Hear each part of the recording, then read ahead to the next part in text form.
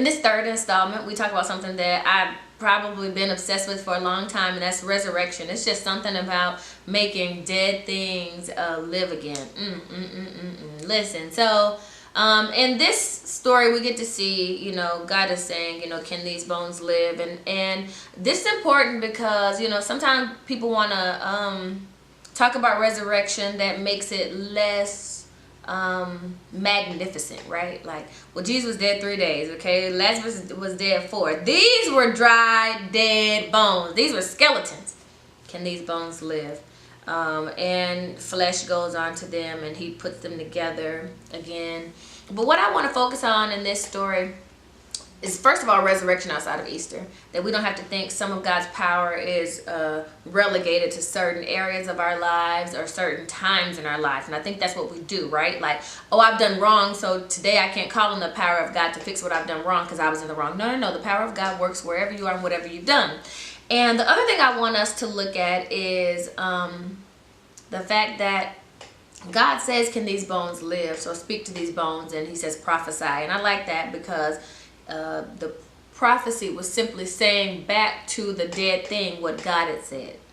And I think that's strength in itself, that, you know, sometimes we think we can't prophesy to things because we're not the prophet or we're not the person of God with such grandeur. And I don't think that's how prophecy always works. I think you can speak whatever it is that God is saying to you, and that things can live again. And so I want us to be reminded that sometimes things are not our fault, but they're our responsibility.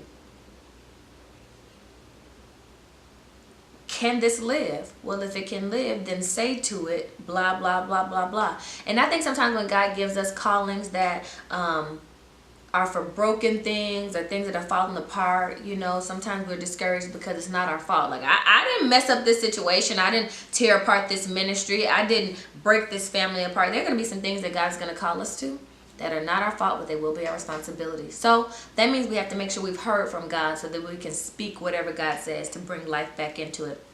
And sometimes in our life we've been praying for something for so long and it did not happen that we get discouraged. But I want you to think about the things in your life that you've given up on, that didn't come quick enough, that didn't seem to give you what you thought it was going to give you, or bring you this type of joy that you thought it would bring. Whatever it is that you heard from God but did not get to see manifested. And I want you to pray to God and ask God what you should say to these things. And I want you to speak the word of God to those things so that they live again.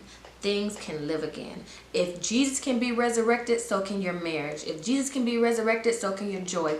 If Jesus can be resurrected, so can your peace. If Jesus can be resurrected, so can your familial relationships. If Jesus can be resurrected, so can your career, so can your calling. Do not limit resurrection to Easter Sunday. It's so much bigger than that. You know how we do it. It's REV_BRI. Holla at me. Let me know what you're thinking. Tell me how the Bible study went. And I'll see you for this last installment of the last lesson. See you soon.